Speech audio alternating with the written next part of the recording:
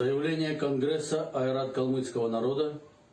Калмики звинуватили російську владу в етноциді, а Москва відповіла арештами. Днями 170 делегатів зібрались в Елісті на з'їзді Ойрат калмицького народу, щоб обговорити дискримінацію єдиного в Європі монголомовного народу російською владою. Про це повідомляє Центр дослідження безпекового середовища «Прометей», посилаючись на джерела в оргкомітеті. Людей обурює зубожіння та примусова асиміляція, знищення національної ідентичності та повна втрата самостійності Республіки Калмикія. Таке становище корінного народу делегати вважають геноцидом. У відповідь силовики затримали 3 незгодних з Москвою калмицьких журналістів та активістів.